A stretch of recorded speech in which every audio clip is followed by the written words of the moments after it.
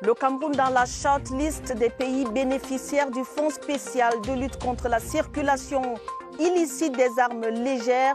Le choix de l'ONU est rendu public par des émissaires venus à la Commission nationale des droits de l'homme.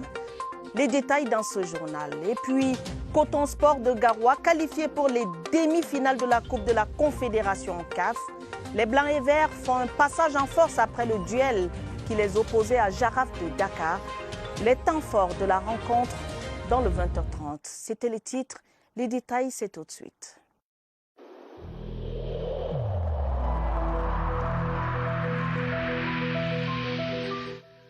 Je vous exhorte de nouveau à porter vos masques, à vous laver régulièrement les mains et à faire appel à un médecin ou à tout autre personnel de santé au cas où des symptômes apparaissent. C'est le seul moyen de préserver les vies et de freiner la propagation du virus.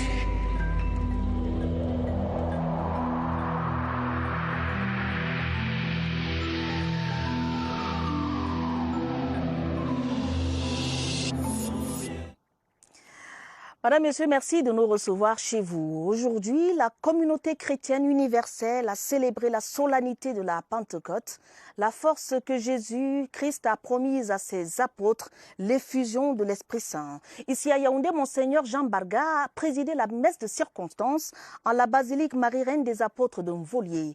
L'archevêque métropolitain de Yaoundé a demandé aux laïcs d'être des hommes et des femmes de foi. Pierre Binan Barga. La Pentecôte se célèbre ici à la basilique Marie-Reine des Apôtres de Mvolier avec des associations qui viennent appuyer l'archevêque métropolitain dans la réalisation de ses projets pastoraux. Monseigneur Jean Barga prie le Seigneur pour que par ce mystère de la Pentecôte, il purifie son Église et répande l'Esprit Saint sur l'immensité du monde. On se dit chrétien, mais sans honorer les traditions chrétiennes, les habitudes de la foi. Alors je recommande aux fidèles qu'on reprenne les choses à la base, qu'on ne vive pas une foi abstraite. C'est l'envoi en mission.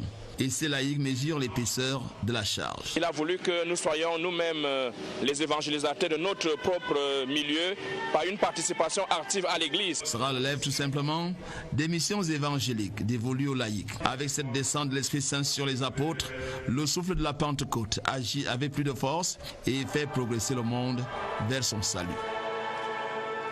En la paroisse PC Albert Théodore Niem de Ngoïkele à Yaoundé, le culte de circonstance célébré par le révérend Martin Gani était une invite aux fidèles chrétiens à se laisser guider par l'Esprit Saint. Michel Renaud Ouandja. Fête du Saint-Esprit, la Pentecôte se célèbre 50 jours après la Pâque. Une commémoration qui marque la naissance de l'Église. En la paroisse EPC Albert Théodore Niem de Ngoïkele, la célébration était marquée sous le signe de la reconversion. Au cours de la prédication tirée des Saintes Écritures, le révérend Martin Gana a exhorté les fidèles à suivre les pas du Christ. La venue de l'Esprit Saint dans le monde n'est pas juste un phénomène, un fait festif. C'est une réalité spirituelle qui doit amener l'homme à comprendre que si Dieu envoie l'esprit, son esprit en l'homme, c'est pour que cet esprit conduise l'homme dans son agir de tous les jours. Ici, près de 20 catéchumènes ont reçu des sacrements, signe de leur fidélité envers le Christ. Le culte de ce dimanche a également donné l'occasion d'appeler les jeunes à plus de responsabilités.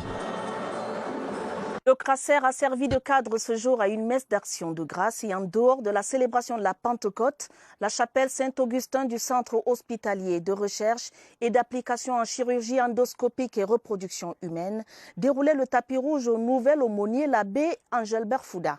Joseph Clément Omba.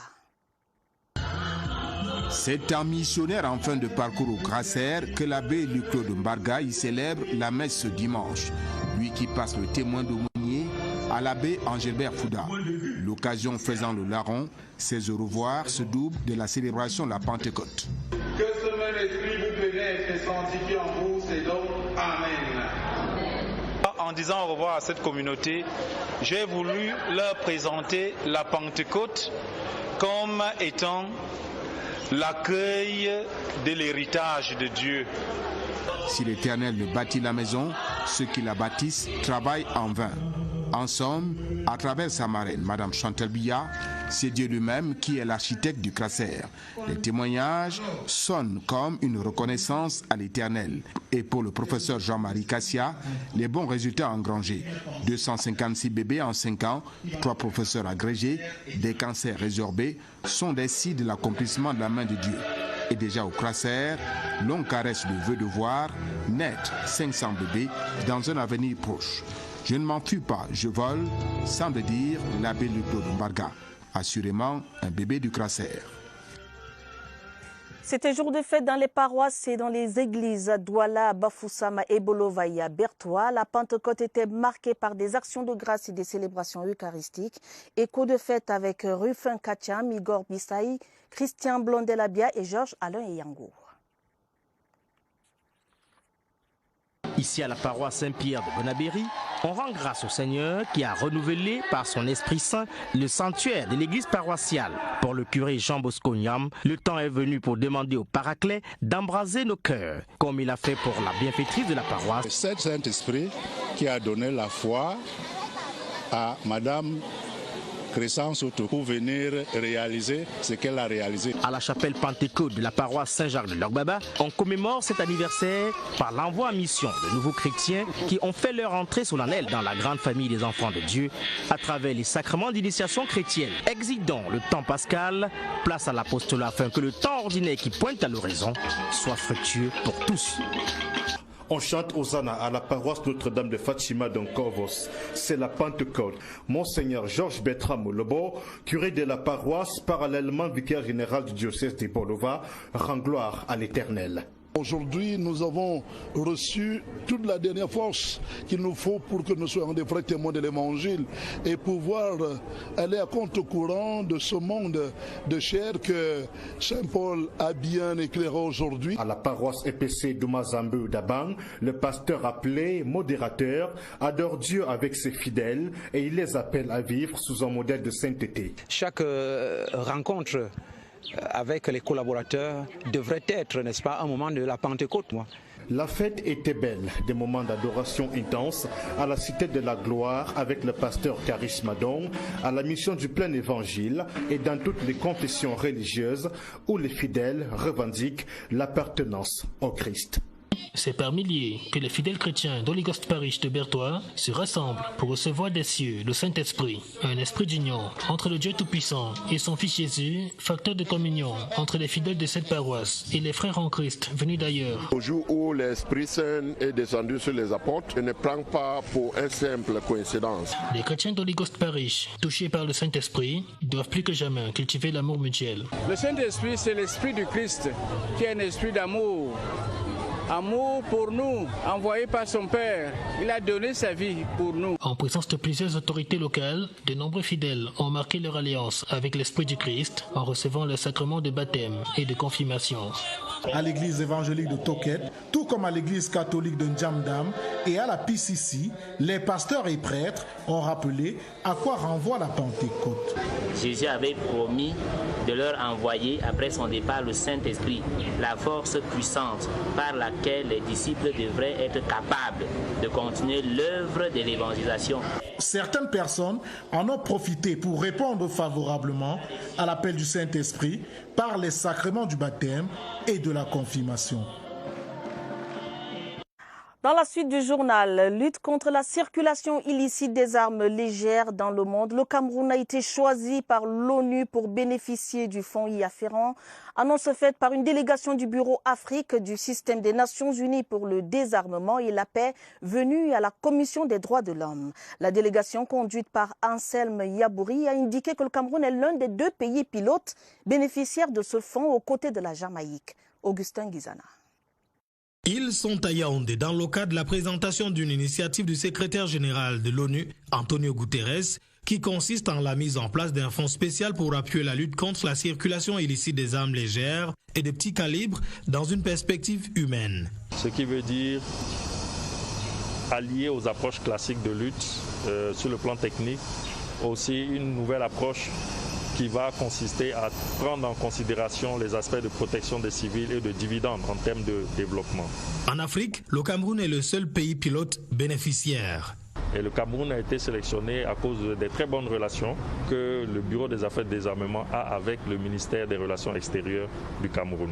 L'audience accordée à la délégation onusienne par le président de la Commission des droits de l'homme du Cameroun, le professeur James Mwangeko Billar, s'inscrit dans une série visant à recueillir la lecture des autorités camerounaises sur la problématique de la circulation illicite des armes légères et des petits calibres, mais aussi et surtout d'avoir des approches de solutions que le Cameroun entrevoit et que les Nations Unies prennent en considération dans le cadre de ce projet. Le Cameroun est engagé dans cette voie visant à faire taire les armes. Le Premier ministre chef du gouvernement, Chief Dr Joseph Dione Ngouté, a procédé cette semaine à la destruction symbolique des armes déposées volontairement ou récupérées entre les mains des groupes armés dans les régions du nord-ouest, du sud-ouest ou de l'extrême nord. Il faut dire à votre suite, Augustin Guizana, que cette mission onusienne se déploie dès demain lundi dans d'autres administrations et que le Cameroun et la Jamaïque constituent les seuls pays au monde bénéficiaires de ce projet. Le Cameroun se prépare à prendre une part active au tout premier sommet des Nations Unies sur les systèmes alimentaires. Les acteurs chargés de l'élaboration des propositions de solutions à soumettre étaient réunis à Mbalmayo dans la région du Centre cette semaine. Parmi les participants, les acteurs du projet de développement de l'élevage, Prodel. Voici le reportage de Franck Evina. On entend par système alimentaire l'ensemble des étapes nécessaires pour nourrir une population, de la production à la distribution et la consommation en passant par la transformation et le conditionnement. Des activités vitales en proie à d'immenses difficultés avec comme conséquence directe la faim, en hausse depuis plusieurs années dans le monde. Situation qui sera au cœur du tout premier sommet des Nations Unies sur les systèmes alimentaires. Il est question de ramener la consommation à une fiabilité qui n'apporte aucun doute. C'est-à-dire, quand quelqu'un va acheter quelque chose au marché, il est sûr de la qualité. Le Cameroun prépare donc sa contribution à travers cet atelier de Mbalmayo. Parmi les entités appelées à faire des propositions concrètes pour l'amélioration des systèmes alimentaires, le projet d'investissement et de développement des marchés agricoles logé au ministère de l'Agriculture et le projet de développement de l'élevage, Prodel, logé au ministère de l'Élevage. Les produits se périssent dans nos champs, dans nos fermes, parce qu'il n'y a pas de route. Beaucoup de producteurs ont perdu leur production à cause des feux de brousse. Nous avons aussi le problème de l'insuffisance de la qualité du matériel. Des difficultés accentuées par la pandémie de coronavirus et les changements climatiques. Les chefs d'État et de gouvernement de la Commission du bassin du lac Tchad vont se réunir les tout prochains jours dans le cadre d'un sommet extraordinaire prévu à Abuja au Nigeria. Les travaux seront placés sous la présidence de Muhammadu Buhari, président de la République fédérale du Nigeria et président en exercice de la CBLT. D'autres précisions avec William Badier. Annoncé pour le 25 mai prochain, le sommet extraordinaire des chefs d'État et de gouvernement de la CBLT, la commission du bassin du lac Tchad va se tenir à Abuja au Nigeria avec très certainement la situation sécuritaire et même sociopolitique qui prévaut au Tchad voisin suite au décès le 20 avril dernier du président Idriss Déby Itno. Il s'agit d'aller soutenir ce pays qui est un membre éminent de la CBLT et qui a œuvré depuis des années pour la sécurisation de la zone sahélo-sahélienne et en Afrique centrale pour retenir les vagues terroristes.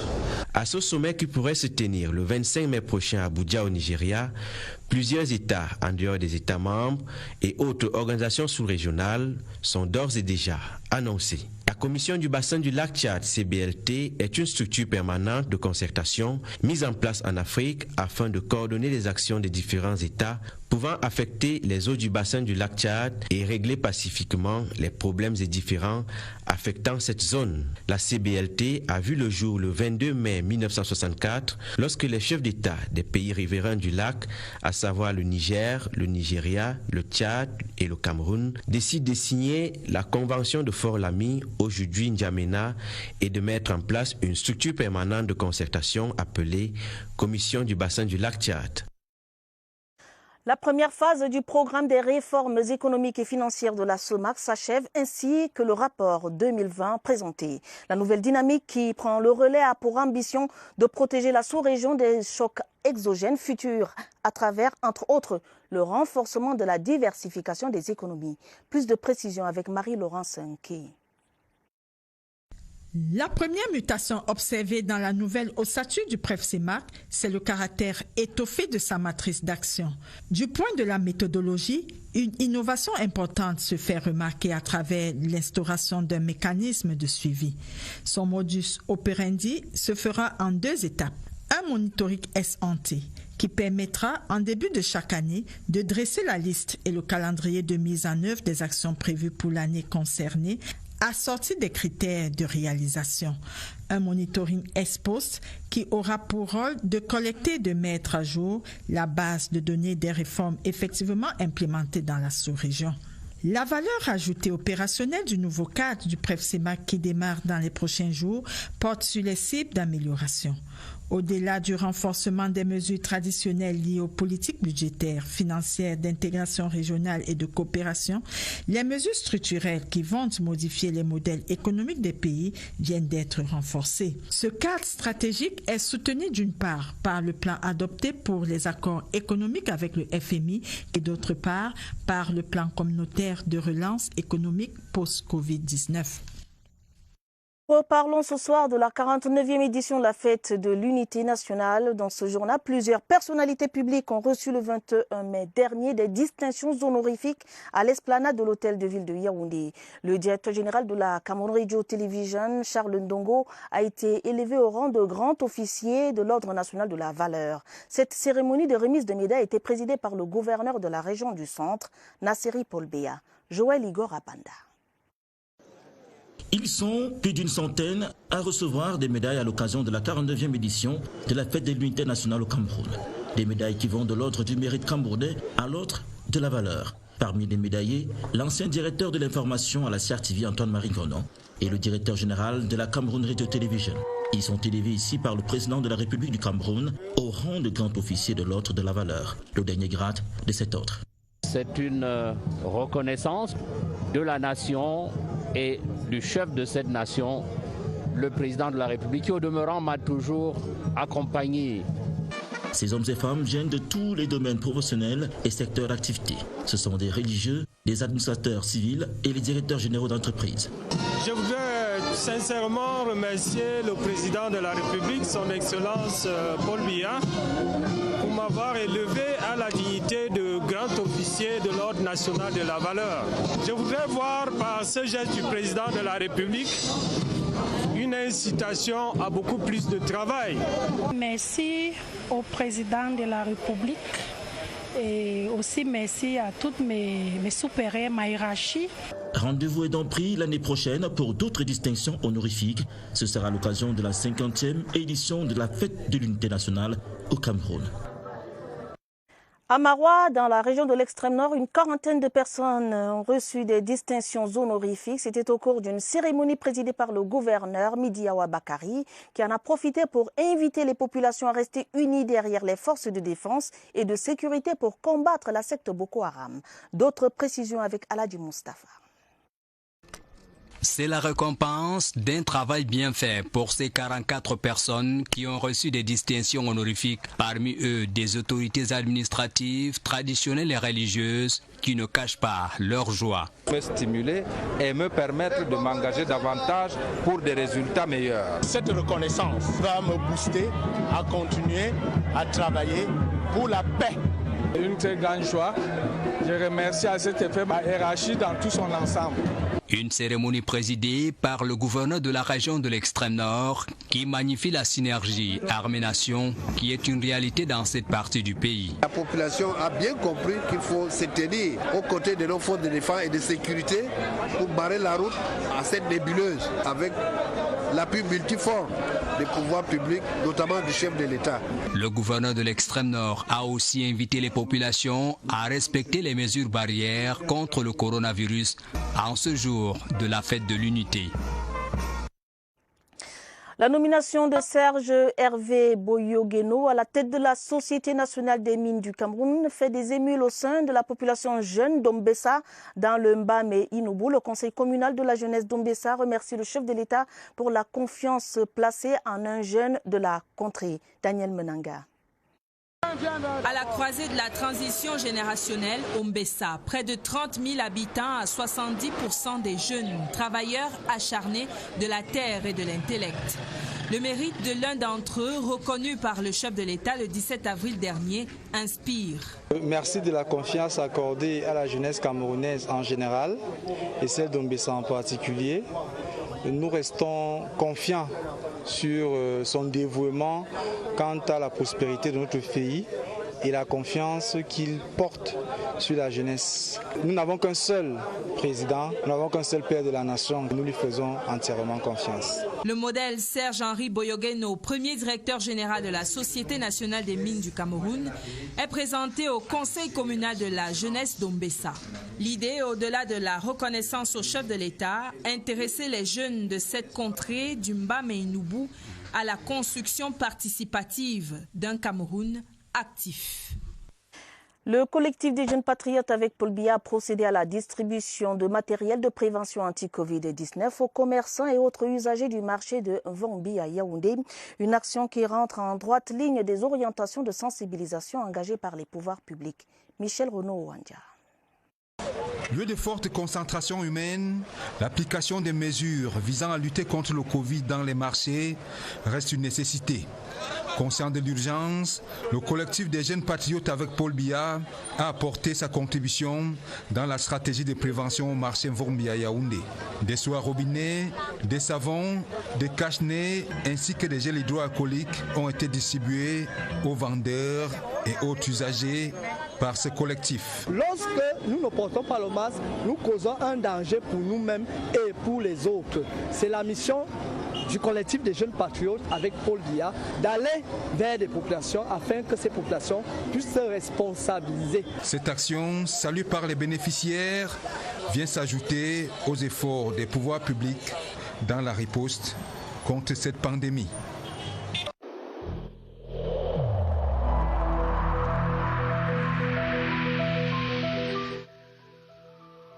Malgré nos efforts, le Covid-19 a endeuillé de nombreuses familles et provoqué de graves difficultés dans le fonctionnement de notre économie et de notre société.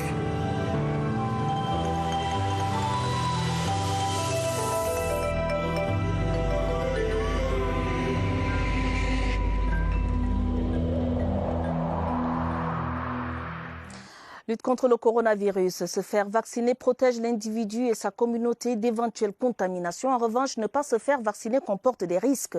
Le docteur André Andio, l'invité d'Évariste Yenga, présente ces risques dans cet entretien au Centre des opérations d'urgence de santé publique où nous les retrouvons. Bonsoir Évariste. Bonsoir. Ne pas se faire vacciner comporte des risques. Les risques peuvent être individuels. Ils peuvent aussi avoir un impact sur l'ensemble de la communauté environnante. Essayons de le voir avec le docteur Andrea Joe, le secrétaire permanent adjoint du programme élargi de vaccination. Docteur, bonsoir. Bonsoir, Évariste. La non-vaccination comporte les risques. Lesquels?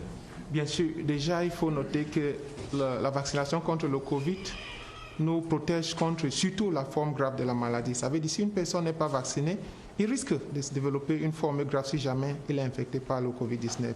Mais aussi, les autres personnes qui peut-être vont développer une forme mineure, voire seront asymptomatiques si jamais ils sont infectés par le Covid-19. Si ces personnes ne sont pas vaccinées, ils vont continuer à propager la maladie. Et si jamais, comme nous souhaitons tous, d'être encore libres, si on veut rompre ces chaînes de transmission, il faut que toute personne soit vaccinée. Au cas contraire, la maladie va continuer à circuler parmi nous. Merci à vous, docteur Andrea. La vaccination, on le rappelle, pour le cas du Cameroun, n'est pas obligatoire. C'est ce qui a été prescrit dès le départ. Mais l'idéal serait que le plus grand nombre de personnes se fassent vacciner pour ne pas, à tout le moins, être vecteur, c'est-à-dire un véhicule de la maladie, la passer d'un individu à un autre pour ne pas soi-même se trouver à risque, même si on peut faire partie de la catégorie qui peut présenter des symptômes et faire la forme moins sévère de la maladie. Merci Évariste, le message est bien passé. Le détachement ECO de la gendarmerie nationale était ce week-end sur l'axe Yaoundé-Abomba en Bertois pour la prévention routière. Les usagers ont encore brillé par certaines infractions, des usagers indélicats qui se sont heurtés à la rigueur des Pandores. Étienne Pascal Azégué. Ce porte-char est tombé sous le coup d'un chargement hors gabarit au premier poste de détachement ECO de la gendarmerie sur la nationale numéro 10. Une infraction parmi tant d'autres qui n'ont pas échappé à la vigilance des Pandores ici au carrefour à Konolinga. L'excès de vitesse. Ensuite, nous avons des roues usées et des surcharges de marchandises. Ce sont des infractions graves, d'autant plus que, comme vous avez constaté, la chaussée est glissante. Donc, s'il y a un obstacle pour un véhicule qui est en mouvement, le temps de freinage devient plus long et ça devient dangereux pour lui et pour les autres usagers. Le lieutenant Olangana et ses éléments se rassurent également que les passagers abordent les masques, tels que prescrits par les pouvoirs publics contre le Covid-19. Malgré cette vigilance de la gendarmerie nationale, l'on a malheureusement enregistré un cas d'accident de la circulation mortelle au lieu-dit Elat à quelques kilomètres d'Aouai. Visiblement, le mauvais état des pneus de la semi-remorque qui transportait des bœufs en est la cause. Un incident qui appelle à plus de vigilance des usagers sur nos routes, surtout en cette période de grande averse. La littérature s'enrichit d'un nouvel ouvrage, Debout, du journaliste, analyste sportif et promoteur d'une chaîne de radio, Martin Kamumim, vient d'être dédicacé à Douala dans le littoral, une galette qui vient booster le moral de ceux qui ont tendance à perdre espoir. Gaël Moudiondedi était à cette cérémonie de dédicace fort courue, voici son reportage. C'est un Martin Kamumim fringant et rayonnant qui s'est présenté à la FNAC de Koumassi pour la dédicace première du genre à Douala de son livre Debout, l'histoire vraie d'un miraculé. Entre alors un flot ininterrompu de personnes connues et d'anonymes. À la suite de mon accident il y a 8 ans, il est l'une des figures qui m'a permis de tenir et de savoir que tout était possible. Il est inspirant en tant que personne. Son livre le sera certainement. Une occasion pour le journaliste et patron de presse inattendu de diffuser son message immuable. C'est important de partager cette expérience pour que les parents qui ont des enfants, qui connaissent ce que j'ai connu, puissent trouver les mots pour pouvoir leur parler, pour que ceux qui ont connu ma situation ou qui sont dans ma situation puissent avoir un exemple, quelque chose qui leur permet d'espérer et de croire. Debout, une autobiographie de 290 pages parue chez CAD Éditions, fait courir pour l'espoir et l'entrebâillement de la porte du monde des étoiles et des paillettes qu'il offre. En sport, la mission conjointe CAF-FIFA satisfaite de l'état des infrastructures sportives et hôtelières à Garoua. Déclaration faite ce dimanche dans le Nord à l'issue de la visite d'inspection conduite par Anthony Bafoué, secrétaire général adjoint de la Confédération africaine de football. C'était en présence du ministre des Sports. Plus de détails avec notre reporter sur place, Claver Pascal Ndanga. De la pelouse verdoyante, soigneusement entretenue, au vestiaire, en passant par l'éclairage et la sonorisation de haute qualité, tout comme les autres commodités d'usage, le stade omnisport Rumdi Yadja de Garoua flambant neuf est un véritable chef-d'œuvre qui dévoile tout son charme aux visiteurs. On a vu pour le moment le stade ici, c'est exceptionnel, c'est vraiment d'une grande qualité. Je suis un ancien joueur. Et la première chose que j'ai fait quand je rentre dans un stade, je regarde le terrain. Et là, je suis vraiment content. Avec minutie, cette mission d'inspection conjointe FIFA-CAF passe au scanner les stades d'entraînement de Rumdi Yadja, du Sénages, de Djoumassi, mais surtout l'hôtel Ribadou 4 étoiles déjà fonctionnel et qui brille de mille feux au quartier Plateau à Garoua. Le ministre des Sports et de l'Éducation physique saisit l'occasion pour rappeler le ferme engagement du gouvernement à organiser une compétition historique et mémorable. Le gouvernement camerounais, sous la très haute impulsion du président de la République, son Excellence Paul Biya, entend offrir à l'Afrique, à la CAF, le meilleur en matière de standards. La mobilisation des acteurs va se poursuivre en s'intensifiant pour que le site de Garoua honore dignement le Cameroun lors de la prochaine Coupe d'Afrique des Nations qu'accueille notre pays en janvier prochain. Coupe de la Confédération africaine de football, Coton Sport de Garoua jouera la demi-finale le 20 juin prochain contre Pyramide. Le représentant égyptien, le club camerounais, s'est qualifié il y a quelques instants après un résultat nul, 2 buts partout et 1 but à Dakar contre Jaraf du Sénégal. Les moments forts de la qualification avec Évariste Yenga. Des pas de danse et une communion avec les Camerounais de Dakar. La joie des Camerounais avec quelques supporters, une grappe de supporters qui sont venus. Coton Sport célèbre sa qualification en demi-finale de la Coupe de la CAF. Mais le club de Garoua a perdu le match retour, 1 but contre 2. Pourtant, les Camerounais ont ouvert le score par Arnaud Sibiri à la conclusion de la 3e occasion du but des Camerounais. À la pointe de l'attaque avec une frappe qui rentre, Sanou qui marque et qui ouvre le score pour le Coton Sport ici. 1-0, Coton Sport déroule à la recherche du 2e but pour sceller sa qualification. Mais Jaraf va réagir et assiéger Coton Sport, passant tout près de l'égalisation. Bengue, le bon travail. Oh, que c'est bien joué de la part des joueurs. Prendre sa chance. Cette égalisation est obtenue. Cette frappe et le score qui est à 1 partout désormais. Les Sénégalais s'installent aux commandes de la partie. Ils poussent et inscrivent le 2e but à la 55e minute. Diéné profite du pied court de Banga Bidjeme pour glisser le ballon entre les jambes de Junior Land. Attention à Banga, l'erreur de Banga. Coton est pris de panique car un autre but de Jaraf éliminerait les Camerounais. Grande frayeur quand Ndiaye, en position de hors-jeu, trouve les filets. Mais il n'y a pas but. Coton Sport va souffrir sans céder jusqu'au coup de sifflet final, synonyme de qualification. Voilà, c'en est terminé. C'est Coton qui passera en demi-finale. Coton est qualifié grâce à son but à l'extérieur. L'équipe se déplace en Égypte le 20 juin prochain pour la demi-finale aller contre Pyramide. Coton retrouve la demi-finale après celle de 2014 contre Al Ahly, toujours d'Égypte. Bravo à Coton Sport avec ce petit rectificatif. Coton Sport battu 1 but contre 2 mais qualifié pour les demi-finales. Concernant le forum économique de Douala, un mot pour dire que les premières lignes de l'histoire de cet événement économique d'envergure s'inscrivent depuis ce dimanche à la salle des fêtes d'Aqua sur la table des échanges du premier jour du forum économique de Douala. La problématique générale des transports et la mobilité urbaine dans la ville de Douala, un riche moment d'échange entre responsables de syndicats des transporteurs, les transporteurs et autres acteurs du domaine du transport urbain pour une amélioration significative de la circulation dans la ville de Douala. Fin du journal, une édition préparée avec la collaboration de Rosine Manga, Mirabel Tala et Salomé Tama Oona. Tout juste après ce journal, retrouvez scène de presse avec Lucrèce Mebenga et ses invités. Madame, Monsieur, votre fidélité nous honore. Dès demain, vous serez en compagnie de Adel Mbala et de Ben Monopoufon pour les éditions de 19h30 et 20h30 semaine. Prenez soin de vous, prenez soin de vos familles. Bonne soirée et bon début de semaine à tous.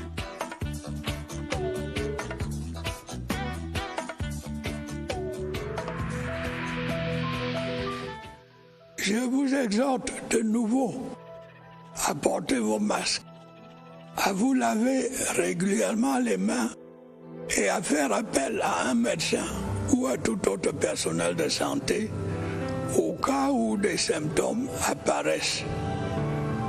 C'est le seul moyen de préserver les vies et de freiner la propagation du virus.